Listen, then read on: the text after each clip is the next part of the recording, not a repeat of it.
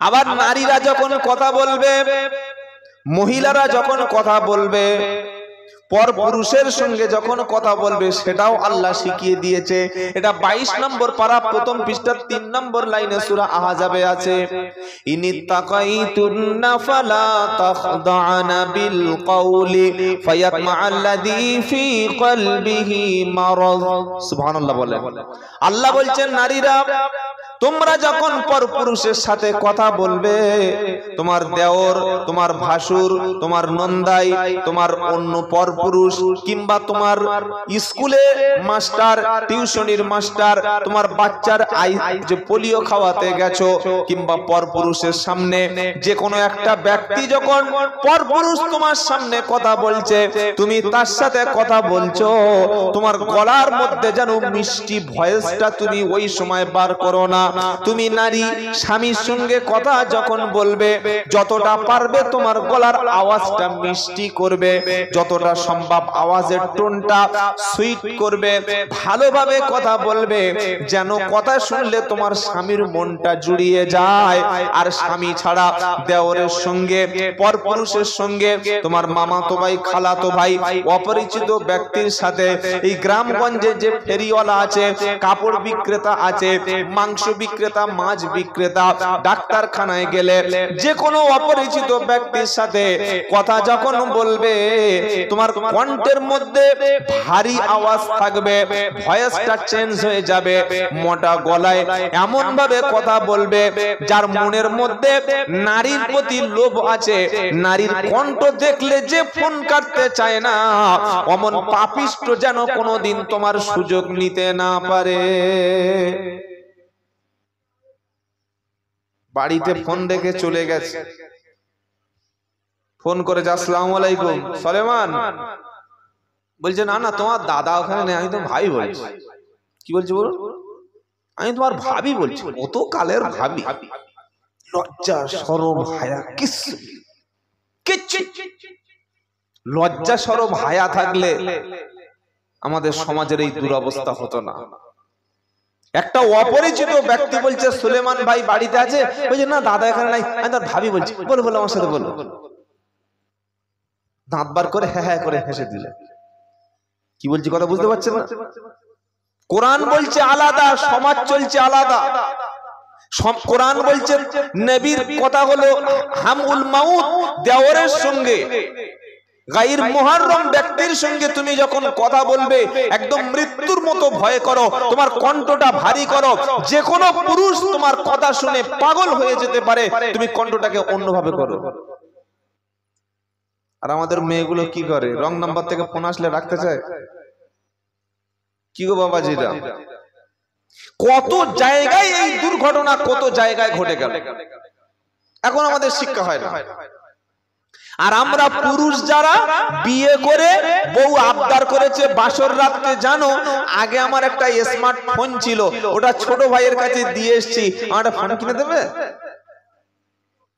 আরে তো স্বামী নামের পয়চন্দ্রবিন্দু আকার ঠয়াকার পাঁঠা, বউ যা বলে বউর কথায় উঠবোস করে, তারপরের দিন 15,000 টাকা যেরকম এত বড় 6.5 ইঞ্চি একটা স্মার্টফোন কিনে দিয়েছি, দিয়ে বউয়ের ছবি দিয়ে মাথার কাপড় খোলা, বুকের চুল, বুকের ওড়নাটা সরানো, মাথার চুলটা দুদিক থেকে বুকে ফেলে দেওয়া, এই ছবি দিয়ে ফেসবুকে বউয়ের নামে একটা অ্যাকাউন্ট খুলে গোটা পাড়ার সব লোকের সাথে চ্যাটিং করে, মাঝে মাঝে ভিডিও কথা বলে।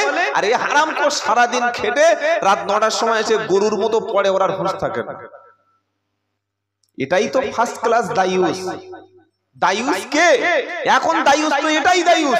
আগে দায়ুস যারা বউকে নিয়ে রাস্তায় ঘুরতো, বউকে নিয়ে যারা রাস্তায় বিক্রি করতো, বউকে নিয়ে যারা পরপুরুষের কাছে বসে দিত, এরাই তো দায়ুস ছিল। এখন বউয়ের ফেসবুকে অ্যাকাউন্ট খুলে দিচ্ছে যারা, বউয়ের টিকটক ভিডিও করাচ্ছে যারা, নিজের 18 বছরের মেয়েকে দিয়ে রিলস ভিডিও বানিয়ে 2 পয়সা ইনকাম করছে যারা, নিজের বাড়ির সুন্দরী বউটাকে চায়ের দোকানে বসিয়ে, মনোহরির দোকানে বসিয়ে, চপের দোকানে বসিয়ে, কাপড়ের দোকানে বসিয়ে, অর্ধ উলঙ্গ পোশাক পরিয়ে কাস্টমার টেনে ভালো ব্যবসা করছে যারা, দায়ুস তো এরা। ইমাম সাহেবের বউটা ওই রাস্তায় তো বার হওয়ার আগে 7 বার ভেবে বার হয়।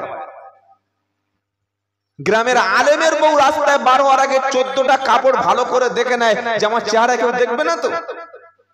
আর আমরা আমাদের বউটাকে ওই শাড়ি পরছিস কেন? মেয়েরা চায় যে ঢেকে ঢুকে বার হতে। এই স্বামী নামের কলঙ্ক, এই জাহান্নামে যাওয়ার কিটটা। নতুন বিয়ে করেছি এ সময় বোরকা পরলে চলে? বোরকা সে সময় পরবে যখন শরীরের চামড়াটা কিসমিসের মতো খিঁচে যাবে, ওই সময় বোরকা পরবে। আর 18 বছর 20 বছর নতুন বিয়ে করে শ্বশুর বাড়ি যাচ্ছে, পাড়ার ছেলেরা পুরো হন্যে হয়ে পড়ছে, কার বাড়ি এত সুন্দর, এত পাতলা কাপড় পরিয়েছে। আল্লাহ বলল কি আর এই জাতিটা করলো কি? আল্লাহ যেটা বলছেন মুসলমানরা ঠিক তার বিপরীত করছে। আমার কথা ভুল হলে আপনি আমাকে কান ধরে ভালো করে বলে দিন যে আপনি ভুল বলছেন। আল্লাহ যেটা বলছে আমরা সেটা করছি। আল্লাহ দায়িত্ব দিয়েছিল পুরুষ জাতিকে ইনকাম করার। আর রিজালু কাওয়ামুনা আলান নিসা, আল্লাহ বলছেন আমি পুরুষকে নারীর উপরে অগ্রাধিকার দিয়েছি, তাদের আসনটা উপরে করে দিয়েছি। কারণ পুরুষ ইনকাম করবে, পুরুষ কাজ করবে, পুরুষ অর্থ উপার্জন করবে, পুরুষ সংসারে কাজ করবে, টাকা ইনকাম করবে, বাইরের থেকে ইনকাম করবে, অর্থ উপার্জন করবে পুরুষ। নারীর কাজ হলো সে ঘরের মধ্যে অবস্থান করবে, তবে বাইরে নারী যাবে, লেখাপড়া শিখবে, স্কুল কলেজ থেকে সে বন্ধ করবে না, সব জায়গায় যাবে, তবে নারীর বেশে যাবে, প্যান্ট আর গেঞ্জি পরে নারী যাবে না। আমি মাগরিবের নামাজ পড়ে বাড়ি থেকে বেরোলাম 7টার দিকে, 6:30 7টার দিকে। বাড়ির থেকে বার হয়ে মোড়ে মায়ের বয়স প্রায় 62 বা 65, প্রায় বুড়ো হতে গেছে, একদম পুরো হিজাব পরে মুখটা সুন্দর করে ঢেকে। আবার এরকম, এটা মুসলিম না খ্রিস্টান কোনটা বলে? এই যে হিজাব পরেছে না, এটা মুসলমান তো? হিজাব পরেছে মুসলমান বলে মনে হচ্ছে না? মুসলমান। আর পিছনের দিকে তাকিয়ে দেখি ও সর্বনাশ, তার যে মেয়ে, ও দেখলে মরালো গুটে রকম করে বলবে, ওহ আমি তাড়াতাড়ি বললুম কেন? আল্লাহর কসম করে বলছি, কি একটা প্যান্ট পরেছে আমি ঠিক বুঝতে পারছি না, নিচের থেকে এই পর্যন্ত প্যান্টের ওই এই যে কোমরে যে চামড়া থাকে ওটা কি বলবো, বেল্ট, আর বেল্টের উপরে শুধু শুধু সাদা দড়ি থাকে যেটা, এই পর্যন্ত প্যান্ট। আর এমন টাইট, এমন খিঁচে আছে, ওর শরীরে এমআরআই করলে, এক্সরে করলে, ছবি জুম করলে যা পুরো সব মাল দেখা যাচ্ছে। ধেড়ে শয়তানটা বোরকা পরেছে, আর তার চাইতে বড় ধেড়ে যেটা, সেটার পুরো খুলে রেখেছে। বোরকা ওর দরকার আছে? ওই বুড়ির বোরকার কি দরকার আছে? ও তো এমনি একটা ভালো কাপড় পরে চলে গেলে কেউ ওর দিকে তাকাবে না। তাহলে বদমাশর মা, বদমাশর বাপ, কই ইমাম সাহেবের মেয়ে, মৌলভী সাহেবের মেয়ে, আমির সাহেবের মেয়ে, মুফতি সাহেবের মেয়ে, দাওয়াতের সাথীর মেয়ে, হাক্কানি আলেমের মেয়ে, তার স্ত্রী কোনোদিন তো এরকম পোশাক পরে না। এমন পোশাক পরিয়েছে যে দেখছে সে চোখ ফেলছে না, যে দেখছে সে উফ আল্লাহ কি মাল যাচ্ছে, একবার রাস্তা থেকে দেখে নিচ্ছে। এর জন্য দায়ী কারা? আমাদের সমাজ ব্যবস্থা, আমাদের বাপ। আমি বাপ জন্ম দিলাম, কিন্তু আমার মেয়েটাকে আমি পুরুষের হাত থেকে বাঁচাতে পারলাম না। আমার মেয়েটা ধর্ষিতা হয়ে বাড়ি ফিরছে। আরে 4-5টে কুত্তা, 4-5টে পশু একটা নারীর উপরে টানাটানি করলে ওটা যেমন ধর্ষণ, আর রাস্তা থেকে হেঁটে গেলে পুরুষ যে নারীর দিকে তাকিয়ে তার মনে মনে চোখ দিয়ে যে তার দেখে একটা ধর্ষণ করে নিল, এটা চোখের ধর্ষণ হচ্ছে না? কথাগুলো ভাবার চেষ্টা করুন। আপনি হুগলিতে চলুন আমার সাথে, হাওড়ায় চলুন, বর্ধমানে চলুন, বাঁকুড়ায় চলুন, বীরভূম চলুন, 5000-6000 মানুষ জলসায় বসে থাকে, একটা মেয়ে দেখাতে পারবেন না, এক পিস মেয়ে। আর যদি কোনো মেয়ে আসে, ওর মুখটা সাদা না কালো, ওর চেহারাটা কেমন দেখতে, ও কি বেটে না লম্বা, এটা পৃথিবীর কেউ বুঝতে পারবে না। অথচ বর্ধমান, হাওড়া, হুগলিতে আলেম নাই, ওই 2-4টে আলেম। আলেমের গেরস্ত 24 পরগনা, হাওড়া হুগলিতে যত ইমাম আছে সব আলহামদুলিল্লাহ আমাদের 24 পরগনার, আর বিশেষ করে এই জয়নগর, এই কাশীপুর এলাকা, তারপরে আমাদের মগরাহাট এলাকা, বাসন্তী এলাকা, সব এই দিকের আলেম ওলামারা গিয়েই পরিচয়, ভাই বাড়ি কোথায়? 24 পরগনা। কোন থানা? জয়নগর। এই থানা কোথায়? বেনার্জি। এইদিকে আশেপাশে সব আলেমদের সংখ্যা। কোথায়? কাকদ্বীপ, কুলপি, নামখানা, বসিরহাট, ক্যানিং, বাসন্তী, এইসব এই দিকের আলেম। সেখানে আলেম নাই, কিন্তু তাদের পরিবেশটা কত মার্জিত। আর আজকে একটা মুসলিম মহল্লা একটা জলসা হচ্ছে, মেয়ের বুকের কাপড়টুকু নাই। এতটা ছোট লোক যেটা বুকের কাপড় কিনে জলসা আসতে পারে। আপনি এই জাতির সামনে ভালো কথা কি বলবেন? রে কি করে কাজে লাগবে? বাবাজিরা, আল্লাহ আল্লাহ ভাইরা, কথাটা বোঝার চেষ্টা করুন। কোরআন শোনাচ্ছে, আফাতুমিনুনা বিবাদিল কিতাবি ওয়া তাকফুরুনা বিবাদ ফামা জাযাউ মান ইয়াফআলু যালিকা মিনকুম ইল্লা খিজয়ুন ফিল হায়াতিদ দুনিয়া ওয়া ইয়াউমাল কিয়ামাতি ইউরাদ্দুনা ইলা আশাদ্দিল আযাব ওয়া মাল্লাহু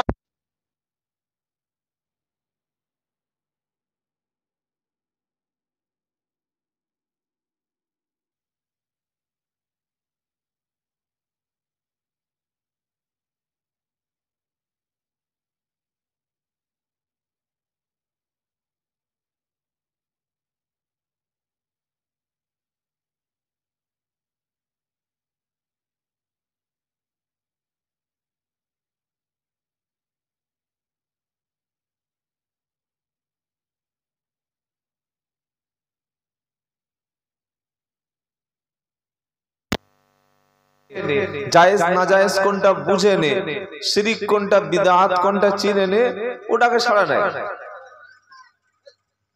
এই যদি আমাদের অবস্থা হয়, আমরা প্রত্যেকটা তো উল্টো কাজ করছি। আমাদের কাজগুলো একটা কাজ আপনি দেখেন যে কাজটা সোজা হচ্ছে, আমি সোজা বক্তব্য করে লাভটা কি আছে?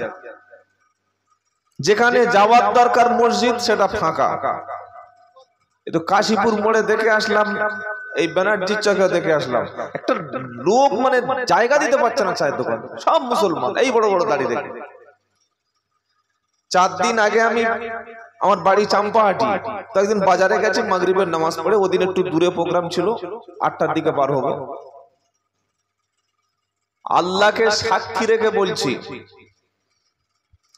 যারা চাম্পাটি কোনোদিন গিয়েছেন বা আমার বাড়িতে যাওয়ার দাওয়াত দিচ্ছি, যাবেন, দেখে আসবেন, একদম স্টেশন সংলগ্ন একটা মদের দোকান আছে প্ল্যাটফর্মের কাছে।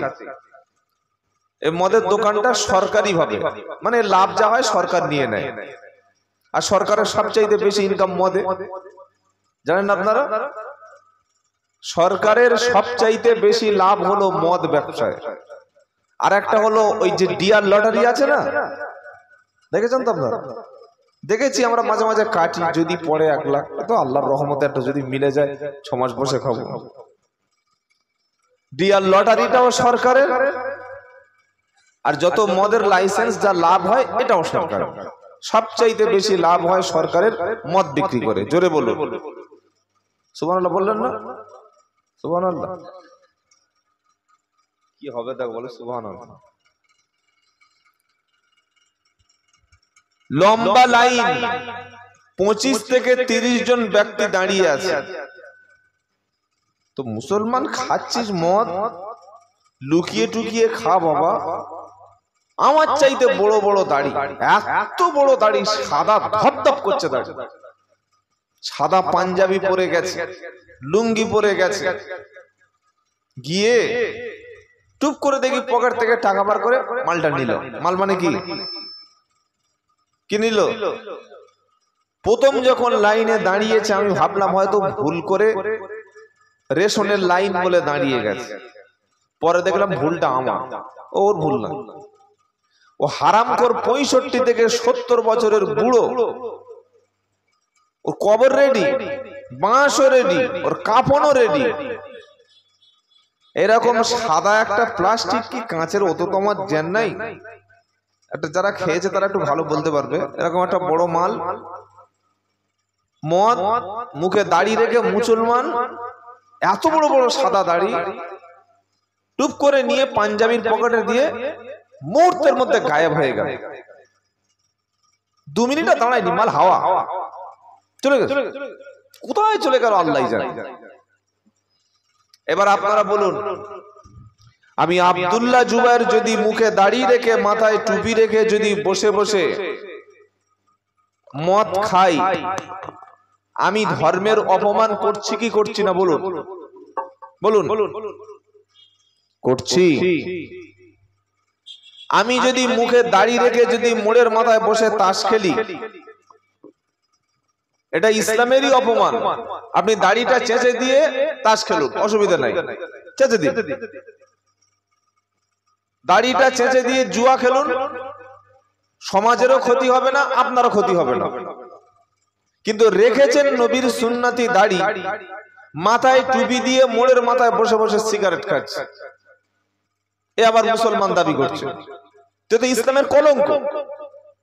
একটা লোক যদি নারাই তাকবীর আল্লাহু আকবার বলে কোনো কাউকে হত্যা করে, এটা তো ধর্মের কলঙ্ক, এটা তো সন্ত্রাসী, এটা তো জঙ্গি, এটাই তো টেররিস্ট, এটাই তো টেররিজম। আমাদের ক্ষতির পিছনে আমরাই দায়ী। আল্লাহকে ছেড়ে দিয়েছি অনেক আগে, নবীর মাদ্রাসাকে ছেড়ে দিয়েছি অনেক আগে। মাদ্রাসায় কাদের ছেড়ে পড়ে বলো? কাদের ছেলে মাদ্রাসায় পড়ে? কোটি টাকার মালিক, লাখ টাকার মালিক, বড় রাজনীতিবিদ, প্রধানের ছেলে, এমপির ছেলে, এমএলএর ছেলে, ডাক্তারের ছেলে, মাস্টারের ছেলে। ও হারগিজ মাদ্রাসায় দেবে না, জীবনেই দেবে না। ও জানে ফকিরের বিদ্যে পড়িয়ে ডাল পানি খাইয়ে লাভ নাই। কারা মাদ্রাসায় যাবে?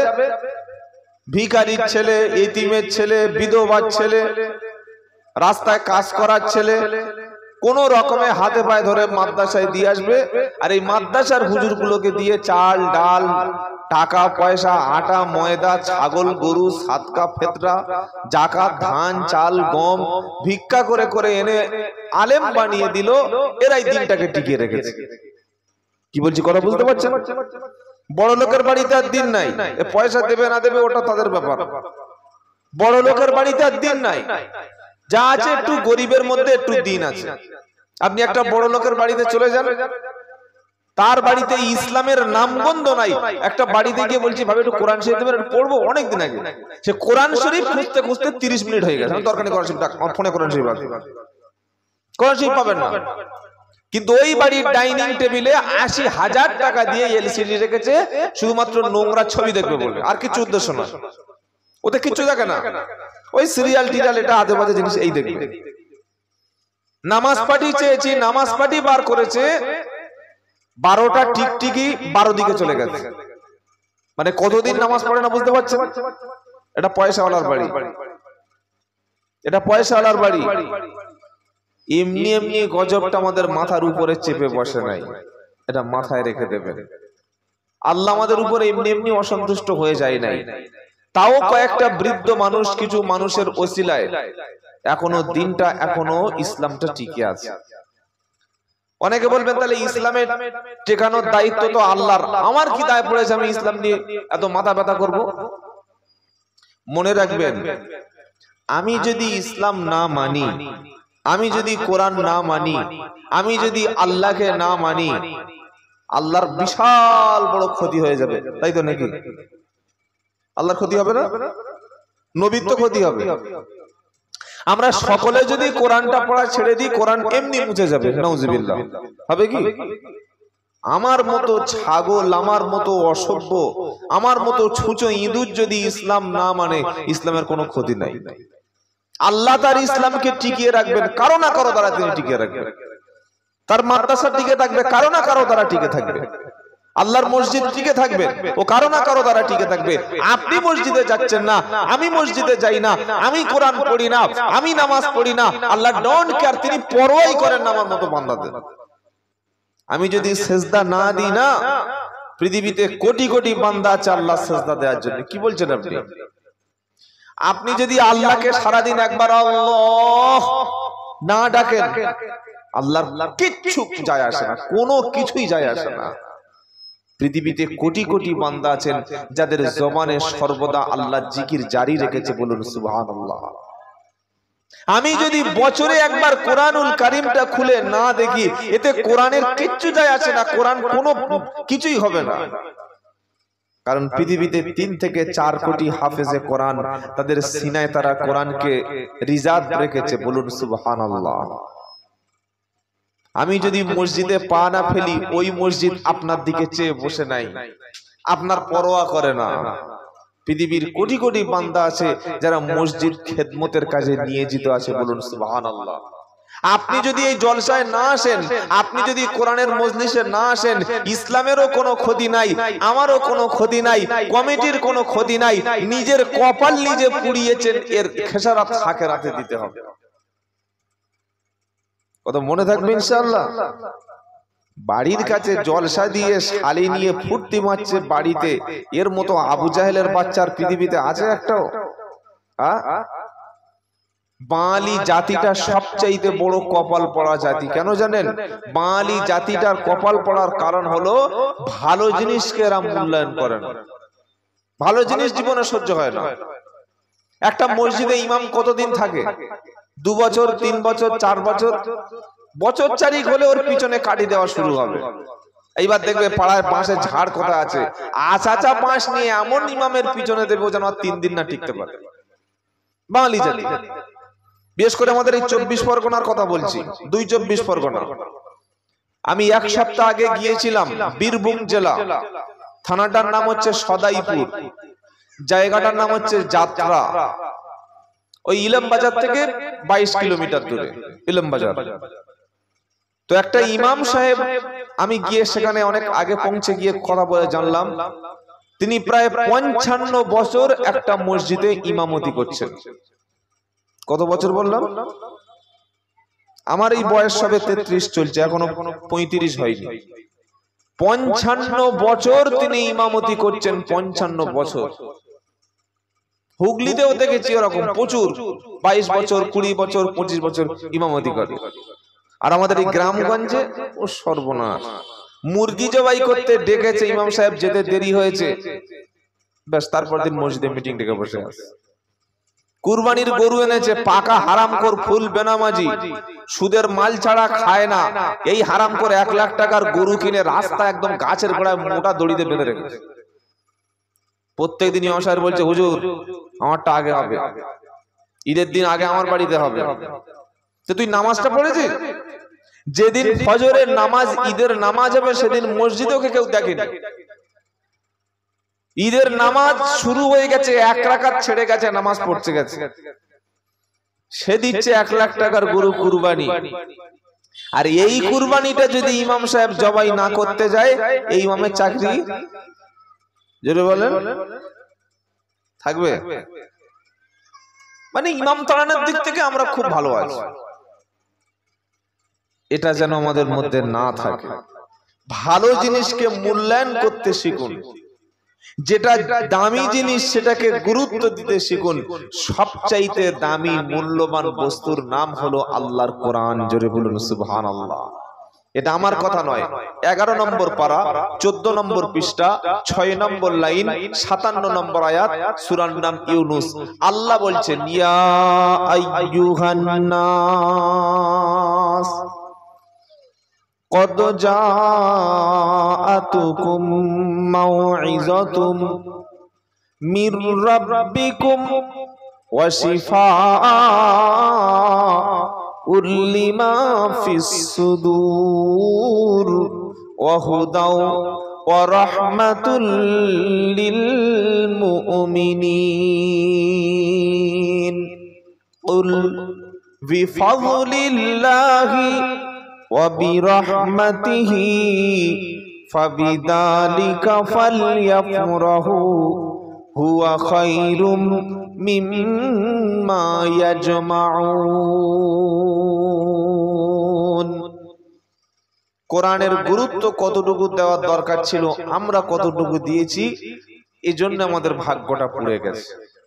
আপনার স্ত্রীকে যদি আপনি দিনের পর দিন, রাতের পর রাত অবহেলা করেন, ঝগড়া করেন, খেতে দেন না, পোশাক দেন না, তার সঙ্গে মিসবিহেভ করেন, তার বাপকে কুকুরের বাচ্চা, ছাগলের বাচ্চা, স্ত্রীকে শুয়োরের বাচ্চা বলে গালাগালি করেন, কথায় কথায় মারতে যান, কথায় কথায় ঘর থেকে বার করে দেন, তার বংশ তুলে গালাগালি করেন, তার হাত খরচটুকু দেন না, একটা কাপড় ছিঁড়ে গেছে দেন না, তার ওষুধের দরকার ডাক্তার দেখান না, এই স্ত্রী কি আপনার দিকে সারা জীবন তাকিয়ে থাকবে? জোরে বলেন। যারা বসে আছে জানো জীবনেই সংসারই করেনি কেউ, থাকবে? শুধু থাকবে না, ও বাপের বাড়ি একবার যেতে পারলে জয়নগর থানায় গিয়ে এমন কমপ্লেন করে দেবে, বংশের 14টা সব শুধু জেলে পড়ে দেবে। দেবে কি দেবে না? এখন আইন তো সব মেয়েদের হাতে। স্ত্রী স্বামীর বুকে চপড় মেরে থানায় গিয়ে বলছে আমার চড় মেরেছে, স্বামী জেল খাটে। কি বলছি কথা বুঝতে পারছেন? তো কোরআনকে দিনের পর দিন, রাতের পর রাত, মাসের পর মাস, বছরের পর বছর অবহেলা করে করে এমন জায়গায় আমরা মুসলমান পৌঁছে গেছি, আজকে কোরআনের বদদোয়া লেগে গেছে আমাদের সমাজে। কথাগুলো বুঝুন।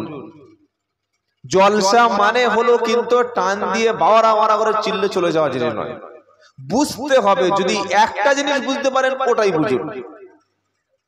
আগে যা হয়ে গেছে সব হয়ে গেছে, এখন বুঝে নিয়ে আপনাকে বাড়ি যেতে হবে। কি বলছি কথা মনে থাকবে ইনশাআল্লাহ।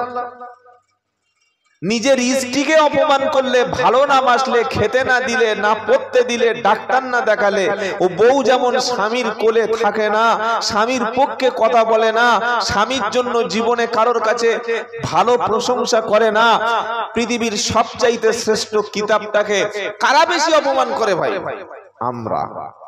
এটা স্বীকার করে নিন যে হ্যাঁ অপমান করেছি আমরা। আল্লাহ কি বলছেন? ইয়া আইয়ুহান নাস,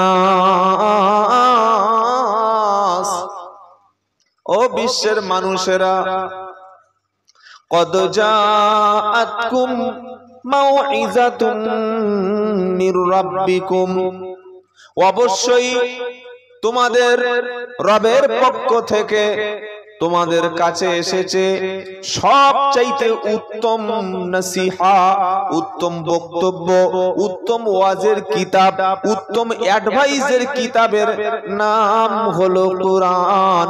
সবচাইতে দামি উপদেশটা যার মধ্যে আছে তার নাম হলো, এটা আমি বসে বসে বানালাম এক্ষুনি নাকি? কার কথা?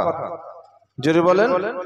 আল্লাহ বলছেন আমার পক্ষ থেকে শুধু মুসলমানদের জন্য না, বিশ্বের মানুষের জন্য সবচাইতে উত্তম নসিহত, উপদেশ, বক্তব্য, ওয়াজ, তাকরীর, লেকচার, সবচাইতে দামি বক্তব্য যে গ্রন্থে আছে তার নাম হলো কুরআন।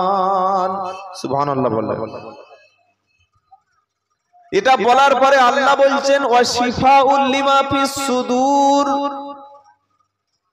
এটা অন্তরের সমস্ত রোগের ব্যাধি। সুবহানাল্লাহ। শুধু যে আকাশ থেকে, আসমান থেকে আমি একটা কিতাব পাঠিয়েছি, একটা কোরআন পাঠিয়েছি আর বলেছি এটা শ্রেষ্ঠ কিতাব, শুধু এটা নয়, ওয়াশিফাউল লিমা ফিস সুদূর, এটা হলো অন্তরের যত রোগ আছে, মনের যত শয়তানি আছে, বদমাইশি আছে, হিংসা আছে, নোংরামি আছে, সব কিছুর রোগের ওষুধ হলো আল কোরআন। সুবহানাল্লাহ পড়ে। এবার কি বলছে শুনেন, ওয়া হুদাও ওয়া রাহমাতুল লিল মুমিনিন। এবার দুটো কথা বলছে। ওয়া হুদাও, এটা হলো পথ প্রদর্শক, মানে জান্নাতের রাস্তা, সঠিক রাস্তা, একটাই রাস্তা, হেদায়েতের রাস্তা বলে দিয়েছে কোরআন। সেটা কি? সেটা হেদায়েতের কথা, সঠিক কথা, জান্নাতের রাস্তা দেখিয়ে দিয়েছে কোরআন। আর ওয়ারাহমা, আল্লাহর পক্ষ থেকে এটা হলো তোমাদের জন্য দয়া। কাদের জন্য দয়া? লিল মুমিনিন, মুমিনদের জন্য এটা হলো দয়া। সুবহানাল্লাহ বলে। এই যে সূরা ইউনূসের ৫৭ নম্বর আয়াতটা আমরা পড়লাম বা শুনলাম, এর মধ্যে থেকে চারটে জিনিস পেলাম। কটা পেলাম শুনছেন আপনারা?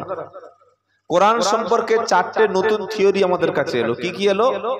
ইয়া আইয়ুহান নাস, এ বিশ্বের মানুষেরা, কদ জাআতকুম মাউইযাতুম মির রাব্বিকুম, তোমাদের রবের পক্ষ থেকে তোমাদের কাছে গিয়েছে সবচাইতে উপদেশের বড় কিতাব, তার নাম হলো কোরআন। সুবহানাল্লাহ বলে। মানে কোরআনের উপদেশের চাইতে শ্রেষ্ঠ উপদেশ আর অন্য কোনো কিতাবের হতে পারে না। কোরআন যে উপদেশ দিচ্ছে ওটাই সঠিক উপদেশ। ওই উপদেশ মানলেই লাভ, না মানলেই মার খাবেন। মেনে নিলে আপনার কপাল খুলে যাবে, আর না মানলে মার খেতে হবে। এটা আল্লাহর কথা। এরপর আল্লাহ কি বলছেন?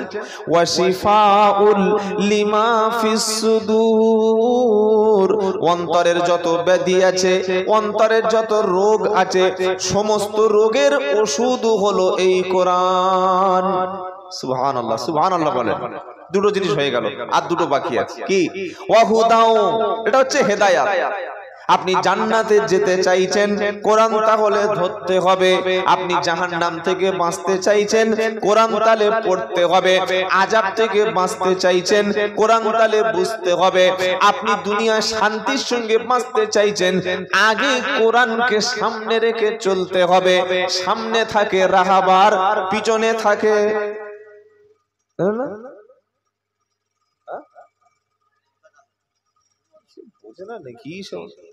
সামনে থাকে রাহাবার, পিছনে থাকে মুতাকাল্লিম। কোরআন হলো রাহাবার। কিসের রাহাবারি করে? খারাপ রাস্তা থেকে, নাজায়েজ রাস্তা থেকে, হারাম পথ থেকে একজন রাহাবার বাঁচিয়ে নিয়ে গন্তব্যস্থলে যেমন পৌঁছে দেয়, কোরআন তেমন তার ফলোয়ার্সদেরকে দুনিয়ার খারাপ কাজ থেকে বাঁচিয়ে আল্লাহর জান্নাত পর্যন্ত কোরআন পৌঁছে দেয়। সুবহানাল্লাহ বলে। তাহলে তিনটে জিনিস পাওয়া গেল এই আয়াত থেকে। আরেকটা বাকি আছে, সেটা কি? ওয়া রাহমাতুল লিল মুমিনিন,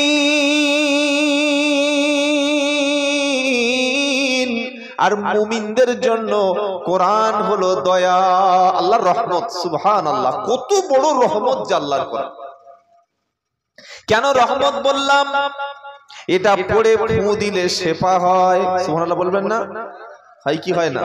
হ্যাঁ, আল্লাহ নবী সাল্লাল্লাহু আলাইহি সাল্লাম বলেন সূরা ফাতিহা হলো সমস্ত রোগের ওষুধ। সুবহানাল্লাহ, সব রোগের। আপনি তো আমল করেন না তাই জানেন না। আমল করলেই তো আপনি লাভ পাবেন। সূরা ফাতিহা মুসলমানরা বিশ্বাস করে না। আমি বলে দিচ্ছি, সূরা ফাতিহা মুসলমানরা বিশ্বাস করে না।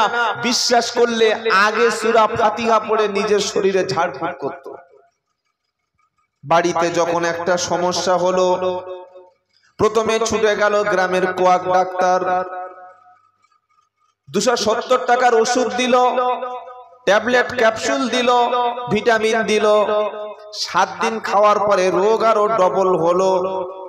এবার জয়নগরে গেল, বারাসাতে নার্সিং হোমে গেল, পাকা 12,000 টাকা বিল হলো।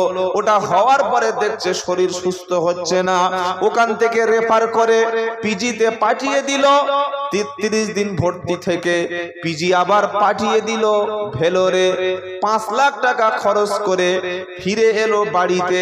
এসে দেখছে আর মাত্র 40-42 দিন বাঁচবে। ডাক্তার বলে দিয়েছে যা খেতে চায় তাই খাওয়াবে, বেশি পিড়াপিড়ি করো না। আর ও যে মরবে 40 দিন পরে যেন ও নিজেই শুনতে পায় না। এবার ইমাম সাহেব ডেকেছে, হাফেজ সাহেব ডেকেছে, মৌলভী সাহেব ডেকেছে, এতিমখানার বাচ্চাদের এনে লম্বা করে দোয়া ইউনুস পড়াচ্ছে আর একদিকে কোরআন শরীফ পড়াচ্ছে। এইবার কোরআনটা মনে পড়েছে। এতদিন কোরআন পড়ার কথা মনে পড়েনি। এতদিন দোয়া ইউনুসের সঙ্গে সম্পর্ক ছিল না। দেখছে এবার বুড়ো যাবে, লাখ লাখ টাকা সব ব্যয় হয়ে গেছে, বললে এবার মৌলভীদের ডাক। কি গো বাবাজি? অথচ আগে প্রয়োজন ছিল সূরা ফাতিহা, আগে প্রয়োজন ছিল কোরআন। বিপদে পড়লে, রোগে ব্যাধিতে পড়লে সূরা ফাতিহা পড়ে পানিতে ফু দিয়ে বান্দা যদি বিশ্বাস করে, আল্লাহ এর ওসিলায় শিফা দান করে দেবে। আমি বলছি না যে আপনি ডাক্তার দেখাবেন না, এটা ভুল ব্যাখ্যা করবেন না। ডাক্তারও দেখাবেন, সাথে আল্লাহর কোরআনের যে বরকত সেটার উপরে আস্থা অবিচল রাখতে হবে। যে ডাক্তার মাত্র ওসিলা, ট্যাবলেট মাত্র ওসিলা, ক্যাপসুল মাত্র ওসিলা, সেলাইন মাত্র ওসিলা, অক্সিজেন মাত্র ওসিলা। বাঁচিয়ে রাখার মালিক কে? ডাক্তার যদি বাঁচানোর মালিক হতো তাহলে ডাক্তার মরে কেন? ও তো সারা জীবন বেঁচে থাকার কথা, এমনি মরে কেন? হার্টের ডাক্তার সেই হার্ট অ্যাটাক মারা কেন? হার্ট স্পেশালিস্ট সেই ডাক্তার মারা যাচ্ছে হার্ট অ্যাটাকে, হয় কি হয় না? ক্যান্সার স্পেশালিস্ট সেই ডাক্তারই ক্যান্সারে আক্রান্ত হচ্ছে, এটা হতে পারে। ব্রেনের ডাক্তার সেই ডাক্তার ব্রেন স্ট্রোক করে মারা যাচ্ছে, হয় না? হতে পারে। তাহলে কোরআন যে আপনার জন্য শিফা, এটা বিশ্বাস প্রথমে অন্তরে আনতে হবে। আর আল্লাহ পাক তাই শুনিয়েছে। তাহলে সূরা ইউনূস থেকে চারটে জিনিস পাওয়া গেল সূরা ইউনূসের 57 নম্বর আয়াত থেকে। এবার আল্লাহ আরো একটা মূল্যবান কথা বলছে, কি বলছেন? কুল বিফাদলিল্লাহি ওয়া বিরহমাতিহি ফাবিযালিকা ফালইফরাহু হুয়া খায়রুম মিম্মা ইয়াজমাউন।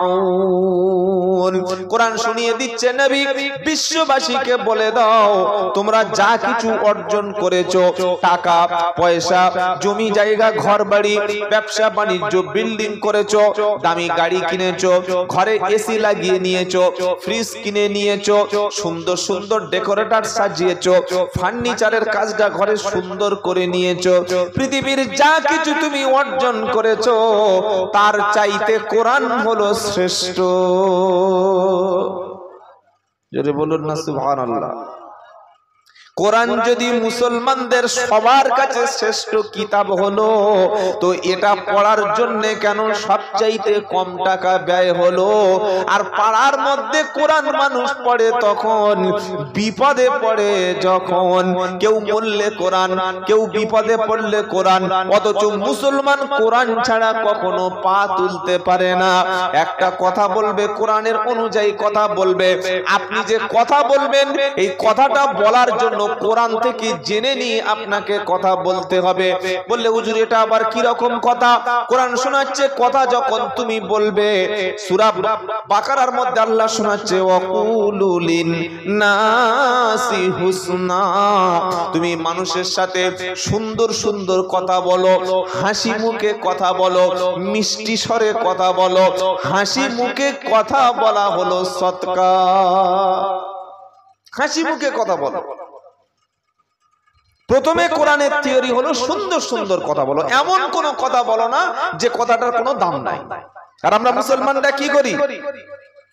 চায়ের দোকানে বসে আছে 1 ঘন্টা গল্প, টাইম পাস করছে, বলেই যাচ্ছে বলেই যাচ্ছে বলেই যাচ্ছে, কোনো মানে নাই, মতলব নাই, গীবত, পরনিন্দা, পরচর্চা, এর নামে তার নামে, ইমামের নামে, মুসল্লির নামে, মসজিদের নামে, সেক্রেটারির নামে, এই করতে করতে করতে করতে মমতা ব্যানার্জির নামে, মোদির নামে, মানে এত বড় শিক্ষিত চায়ের দোকানে বসে আছে।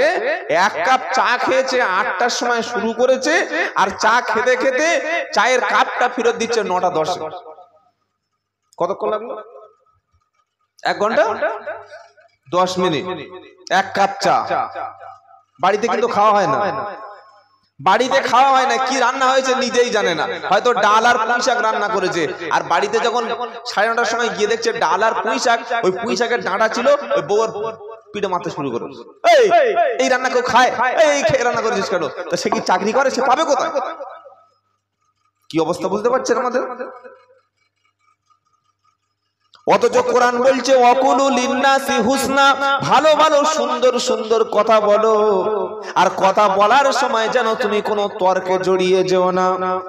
এটা 19 নম্বর পারা 4 নম্বর পৃষ্ঠা 6 নম্বর লাইনে 64 নম্বর আয়াত সূরা ফুরকানে আছে, ওয়া ইবাদুর রাহমানিল্লাযীনা ইয়ামশুনা আলাল আরদি হাওনা ওয়া ইযা খাতাবাহুমুল জাহিলুনা ক্বালু সালামা।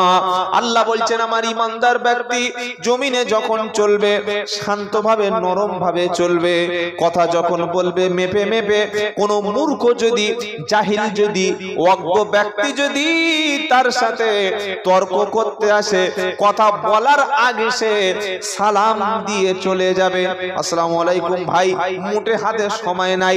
তোমার সাথে কথা বলে সময় নষ্ট করা মানে নিজের সম্মান নষ্ট, নিজের কথা নষ্ট, মান নষ্ট, মর্যাদা নষ্ট। এজন্য জ্ঞানী লোকেরা কোনোদিন বেশি ফালতু কথা বলে না। আর মূর্খদের স্বভাব কি জানেন? ও কিছুই জানুক আর না জানুক না ফোঁস মেরে বসে থাকে। গ্রামে রাস্তার কাজ হচ্ছে, রাস্তার কিচ্ছু বোঝে না, ও গিয়ে রাস্তার কাজ বন্ধ করে বসে আছে, কিছু বোঝে না। মসজিদে রাজমিস্ত্রি কাজ করছে, ওই এটা কি হবে, এটা এখানে কি হলো, রডটা কি হলো, কিছু বুঝি, কিছু বোঝো তুমি, ওকে পাগলামি করতে শুরু করে, কিছু বোঝে না। ইলেকট্রিক মিস্ত্রি কাজ করছে, তার কাজে ভুল হচ্ছে, তো ইলেকট্রিক মিস্ত্রি হাতে একটু দিয়ে দেখবো কেমন ভোল্টেজ আছে, একবার দিয়ে দেখাবো। মানে মূর্খ লোকের কাজ হলো প্রত্যেক জায়গায় একটু মাতব্বরি করা, সব জায়গায় মাতব্বরি করবে, সব জায়গায় মাতব্বরি করতে করতে ইমামের কাছে মাতব্বরি শুরু করে দিবে। কি বলছি কথা বুঝতে পারছেন না? মসজিদে মাতব্বরি করছে, কিছু মনে করবেন না, ক্ষমা করে দেবেন। যে লোকগুলো মসজিদ চালায় পশ্চিম বাংলার জমিনে, আমি যতটুকু ঘুরে দেখেছি বাংলা ঘুরে, বেশিরভাগ মসজিদ কমিটির লোক বেনামাজি। কি বলবেন আপনি? বলবেন ওই দুটো পয়সা আছে, টাকা আছে, একটু মোটামুটি কমিটি চালাতে পয়সা আছে। তো মসজিদ কমিটি যদি বেনামাজি হয়, মসজিদ কমিটি যদি কোরআন না পড়তে পারে, মসজিদ কমিটি যদি নামাজ না পড়তে পারে, তো সে মসজিদে ইমাম কি করে জুমার দিন বক্তব্য দিতে পারে? বাবাজিরা, আল্লাহ ভাইরা, আলেমদেরকে সঠিক কথা বলতে দেবেন, ইমামদের সব কথাটা বলতে দেবেন। আলেম যেটা বলছে সেটা শুনবেন। ওটা যদি আমার বিপক্ষে যায়, ওটা যদি আমার সমাজের বাইরে যায়, আমি মাথা পেতে মেনে নেব।